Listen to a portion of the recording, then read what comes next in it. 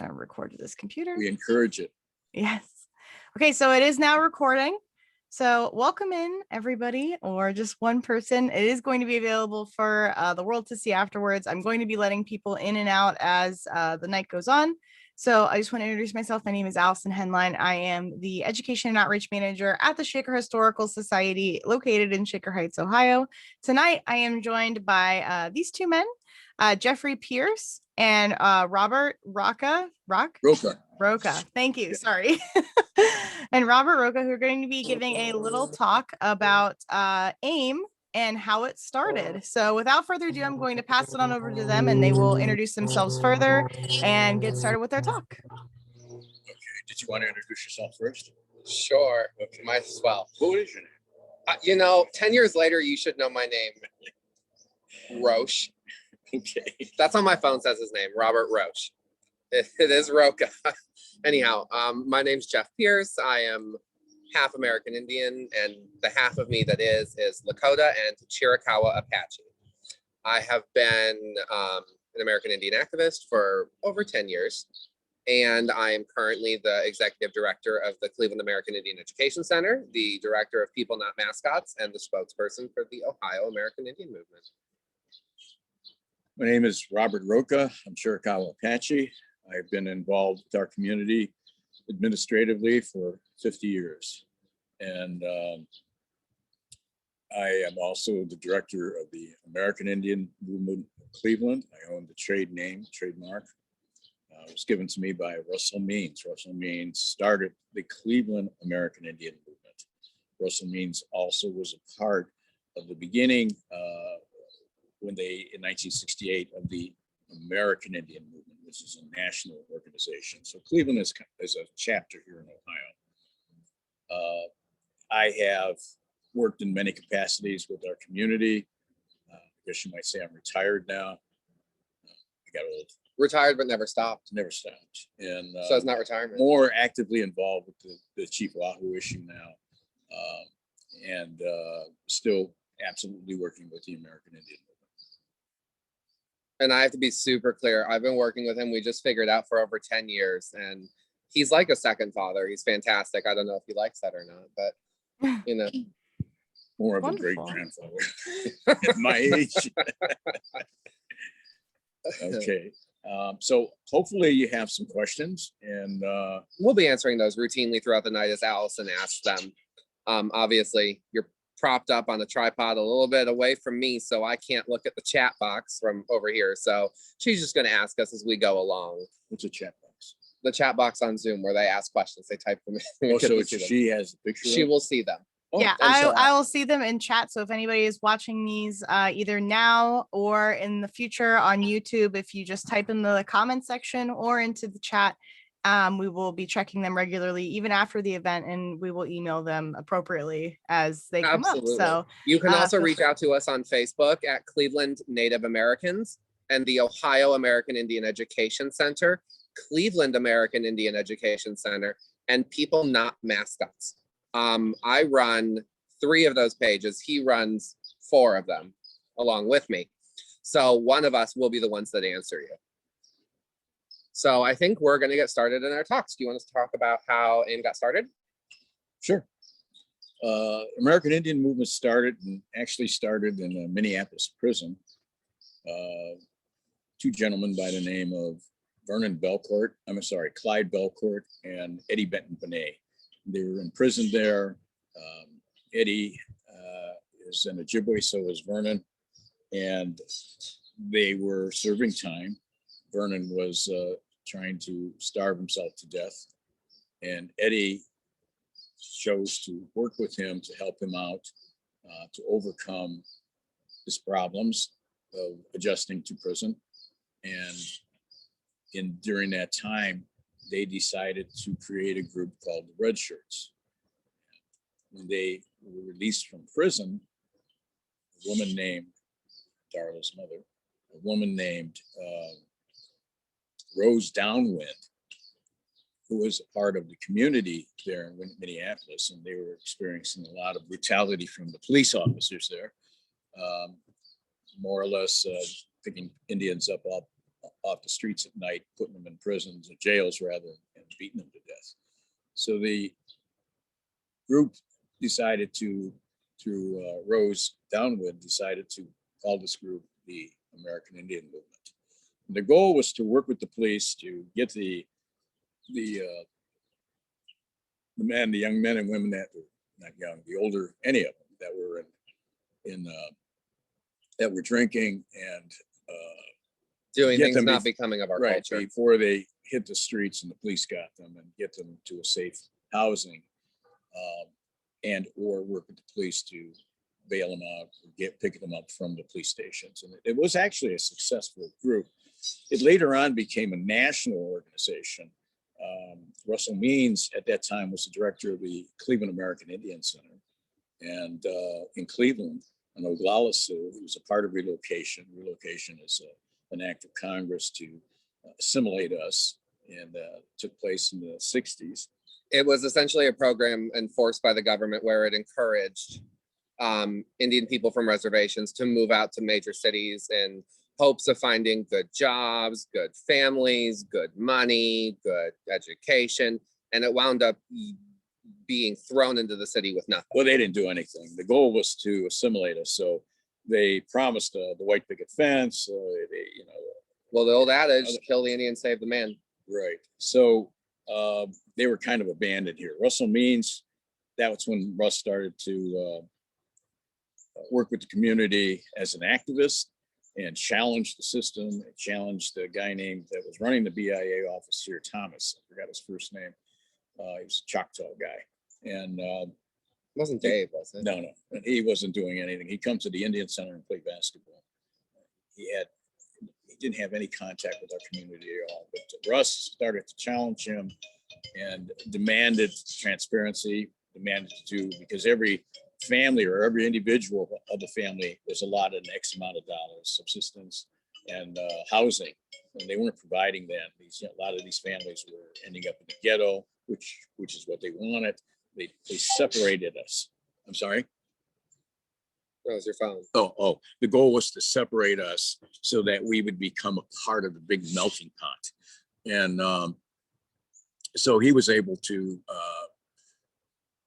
develop a community, which is actually between still exists, West 25th, Rocky River Drive, Detroit, and Denison. That's the core of our Native community. And at that time, we had 55 different nations, or tribes, as people call them, sovereign nations.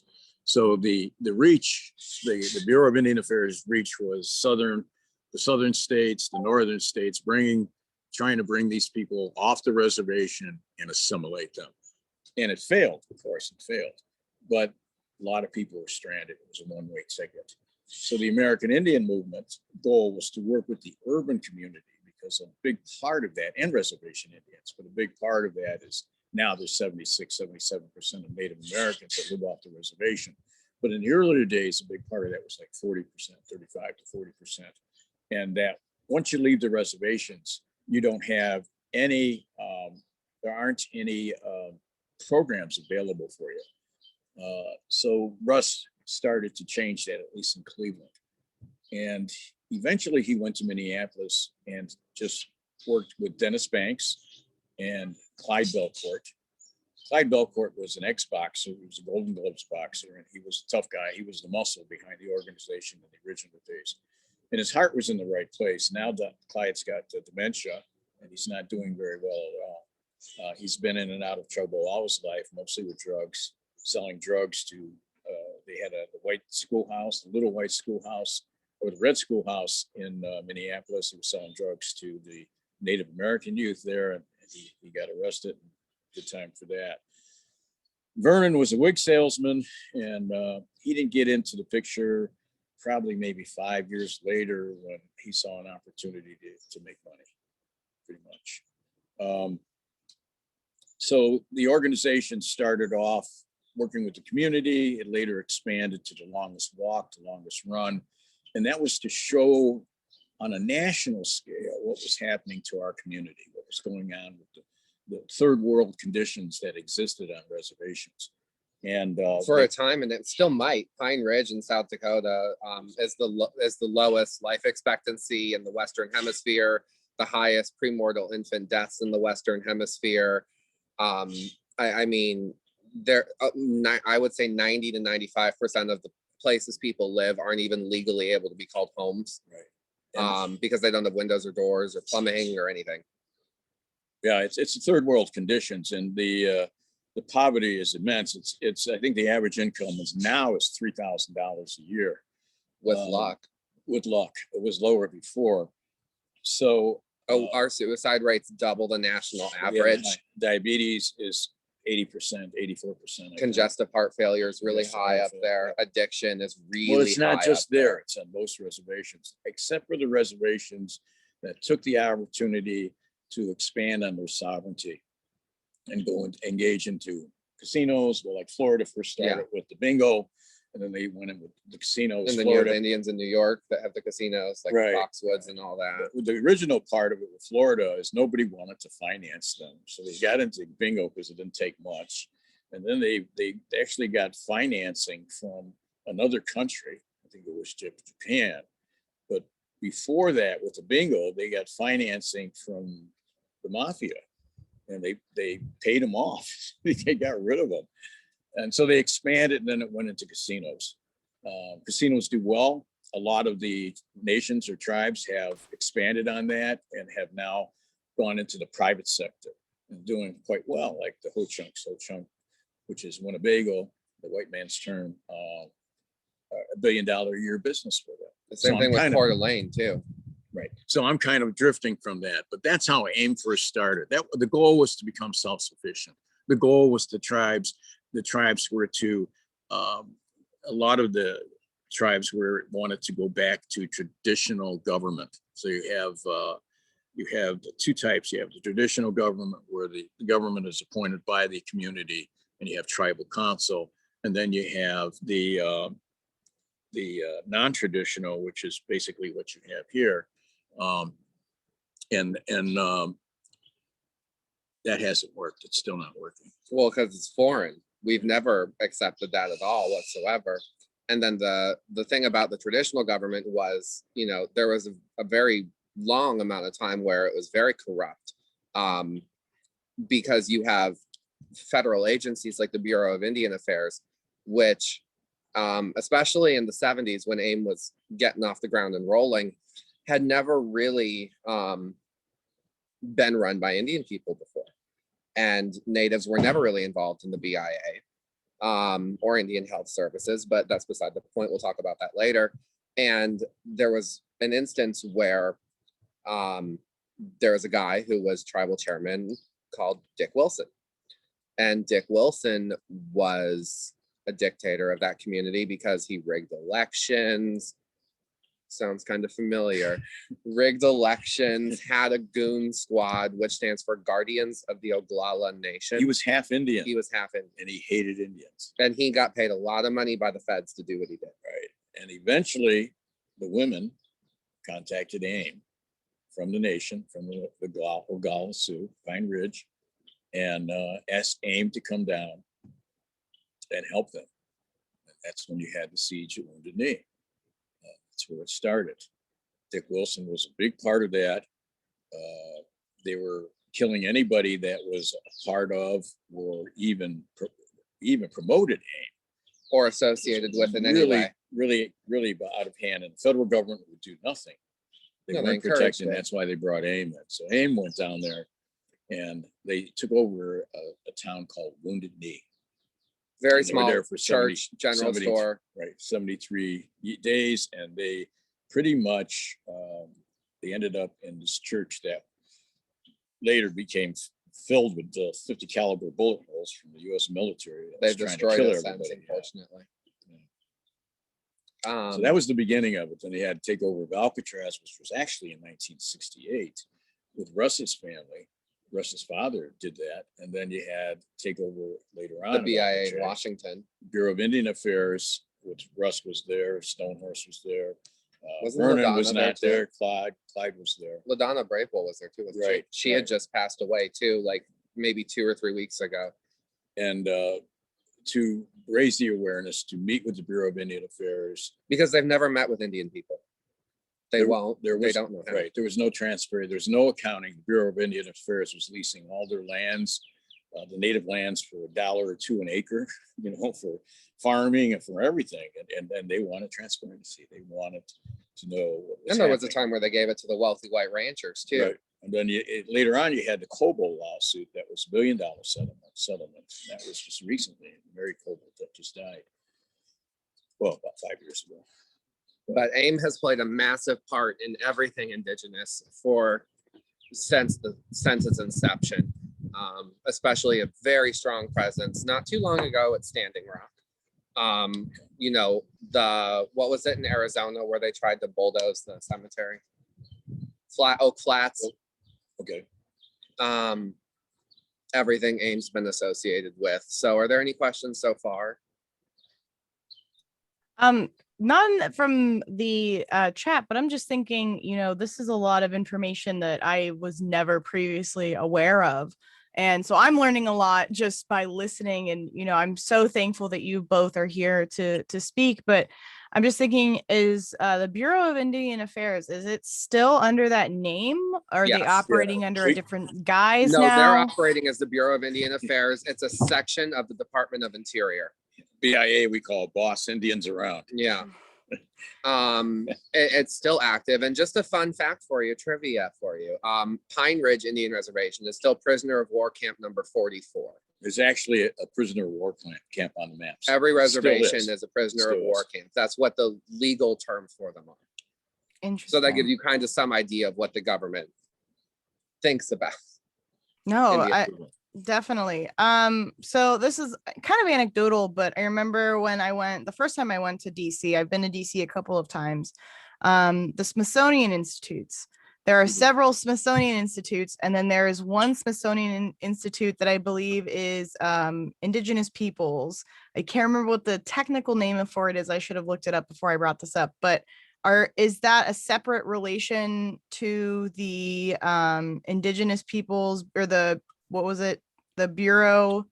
Bureau of Indian Affairs, No, yes. they're not connected. They're not Are they connected. not at all. connected? Okay. No, That's the Bureau handled- of Indian Affairs is literally exclusively an organization run by the Department of Interior. It's a name for a branch, kind of like how you have the legislative branch, and it works in conjunction with the Bureau of Indian Affairs, works for and with the Department of Interior, And land which this management. is the first year that we've had an active AIM member be in charge of the Department of Interior, Deb Haaland.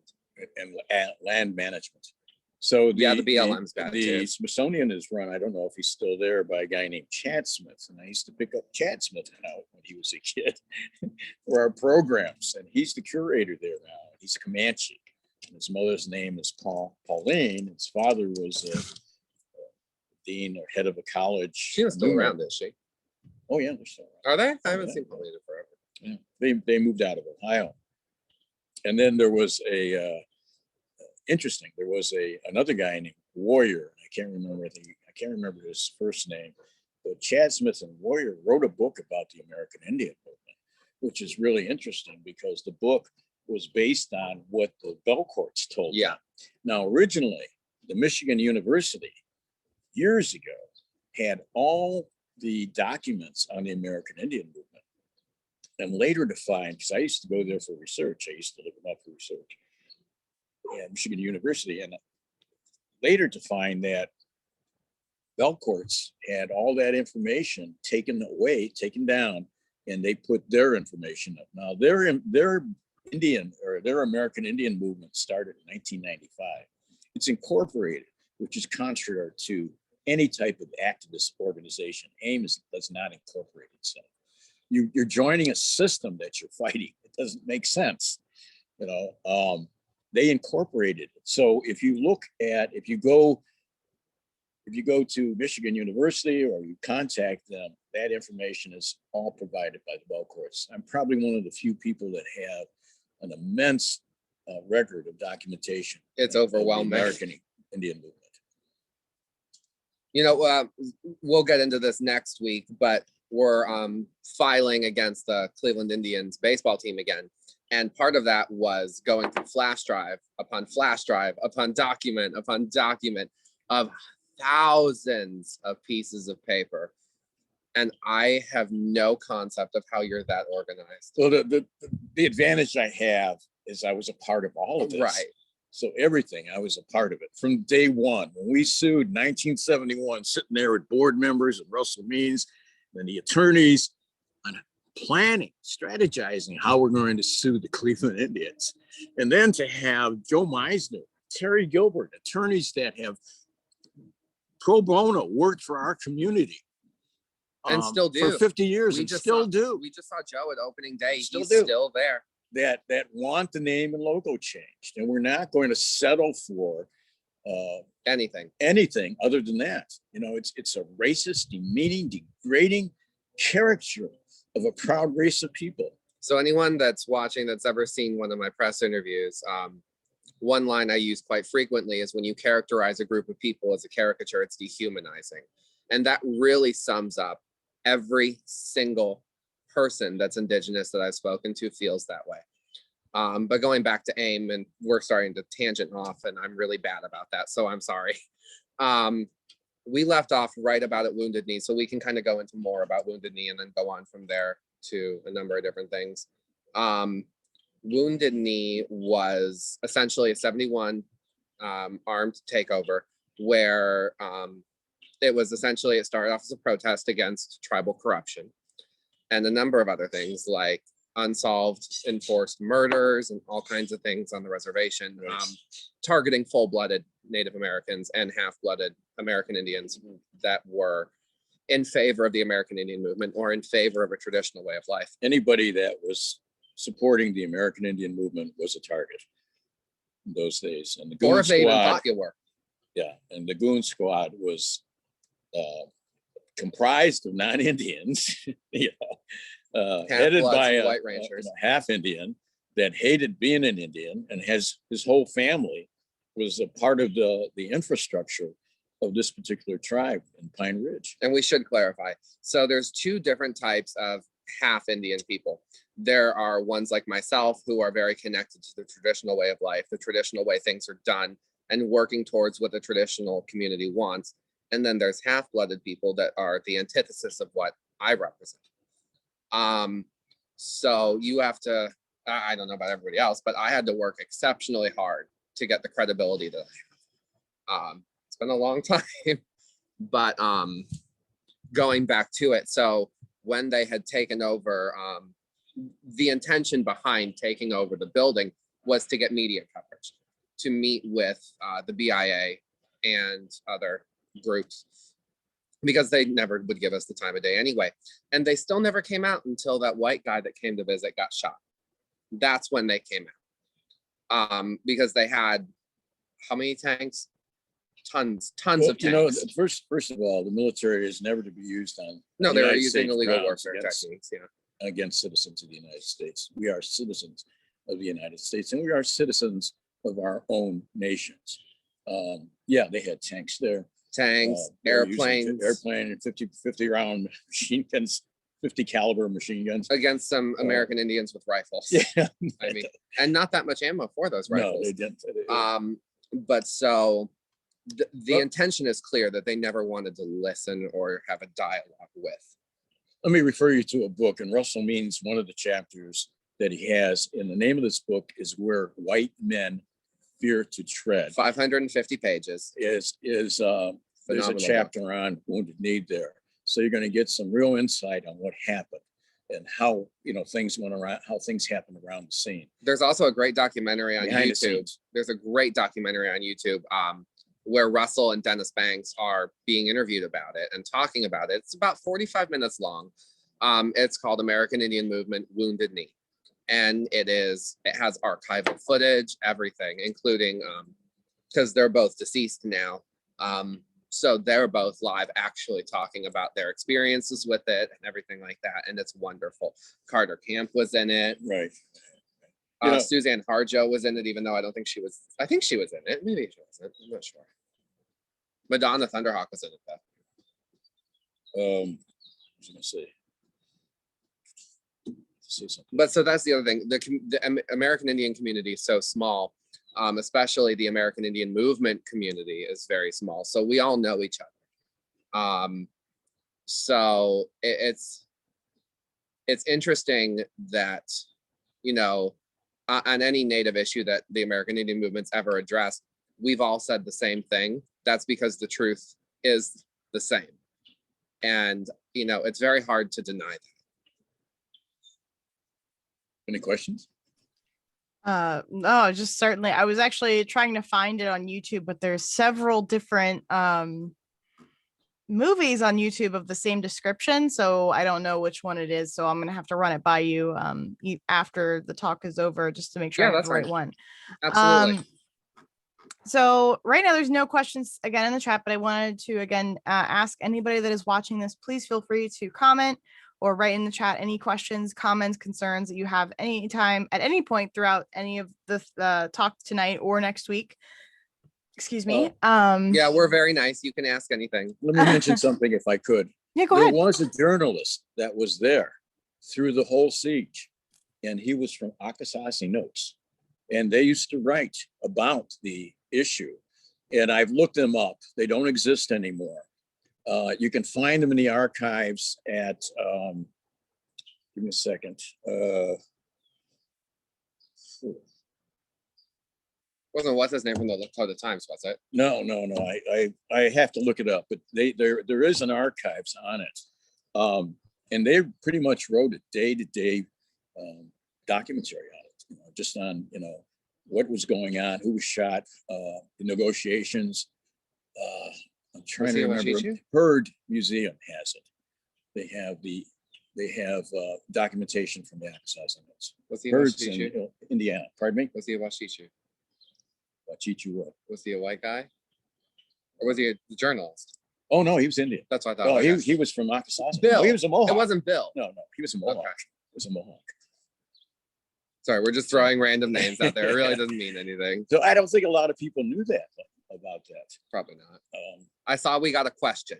Yes, we do have a question. So Mike asks, is there a place where these resources such as the books, YouTube clips, etc., can be referenced? This is a side of American history that we know almost nothing about.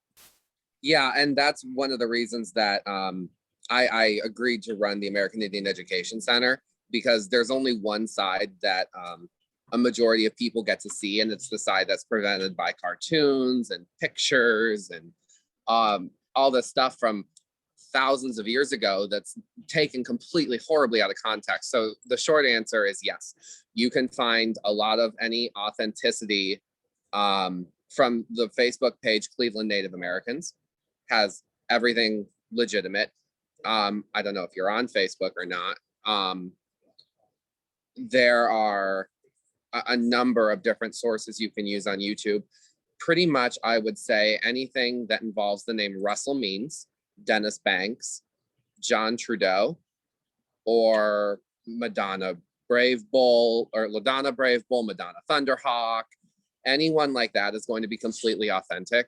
Carter Camp, Leonard Peltier, a good one. It's on Amazon. I just watched it the other night. It's called Incident at Oglala, Ogla. OGLA. In the Spirit of Crazy Horse. Yeah, and the Spirit of Crazy Horse is a good one. Yeah, this is. But if you go to YouTube and you type in American Indian Movement, Russell Means, any of those videos, Or Dennis Banks. Or There's Dennis a Banks. lot of coverage, a lot of Yeah. movies, a lot of documentaries. On those will be very good. There are some Indigenous documentaries on Netflix with Dennis Banks. I haven't seen them yet, but I'm assuming they're very good. Netflix, Dennis Banks, Russell Means. I'm sure a ton will pop up. Fun fact: Russell Means was the voice of Pocahontas's father in the Disney movie. There's an interesting story behind it. Yeah, he forced his way in. Well, So that's very good.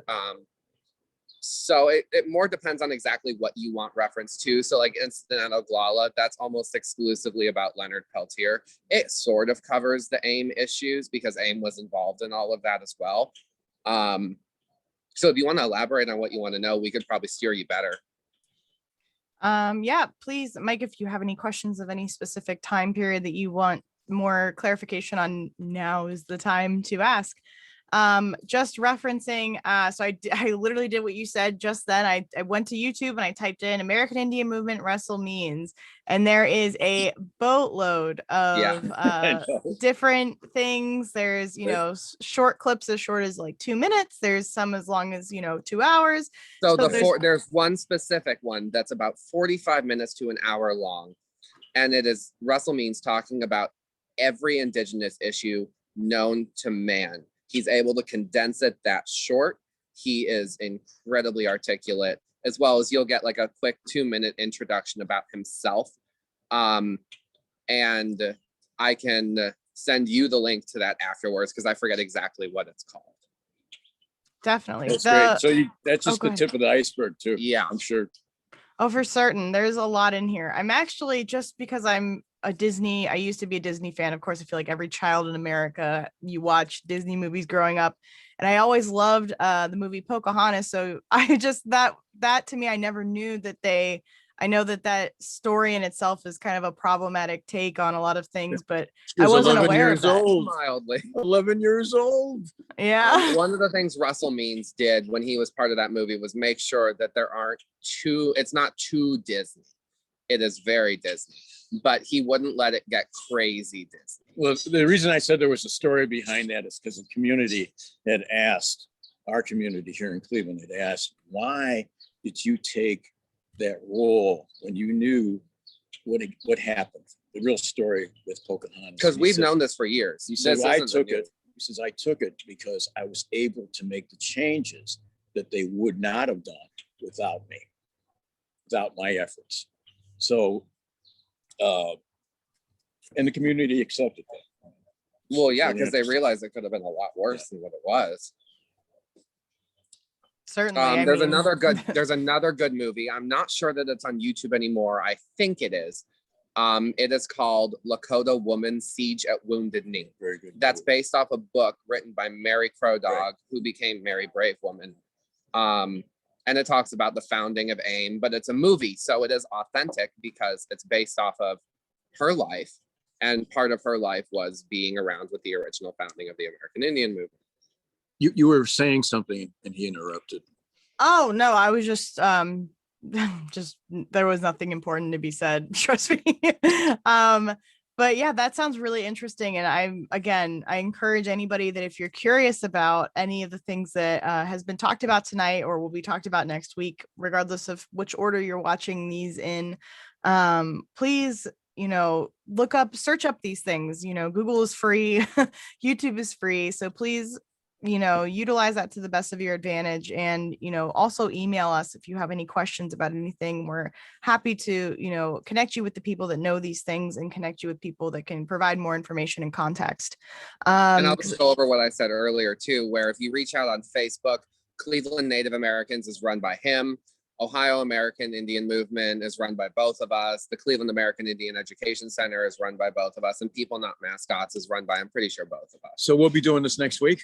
Yes. So this will be... we can announce the date. We'll be demonstrating either the 6th, 7th, or 8th of May at the stadium.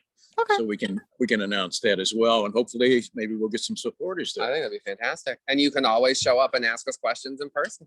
Yeah, of course. Love that. So I think as of right now, so if anybody has any other questions lingering that you didn't get to ask, or maybe you wanted to comment on something that was said, now is the time to do so. But again, I wanted to thank you both. Thank you so much, gentlemen, for, sacrificing your Friday night to, have a conversation with me over technology, through all of the things that we've had to do to get to this point. So it's been such an interesting and informative talk. And I personally have learned a lot based on what you guys have said. And I'm hoping that, in the future, anybody that is watching this at any point in the future will also have the same experience that I had. So thank you. Seriously, thank you both for sacrificing your Friday evenings. It's a lovely day. So I'm sorry that, it happened on a lovely day and you sacrificed time for that. Our pleasure. Absolutely our pleasure. Does AIM... Okay. So a question here is that does AIM connect with other Indigenous peoples, such as the Australian Aboriginals, Maoris, etc.? And are the experiences of oppression similar? Oh, yes. absolutely similar. And no, we don't. I mean, I've confined my work to the local area because it's just unbelievably it's a lot of work. It's tiresome and it takes a lot of work. So And Certainly. adding on to that, to answer that a little more in depth, if someone who was Maori wanted to join, absolutely, we would work with them. We've never had the opportunity, at least here in Cleveland. I know, I think it's SoCal AIM. They work with the Pacific Islanders in Hawaii. And then I know there's an AIM in New Zealand. I know there's some Maori people there.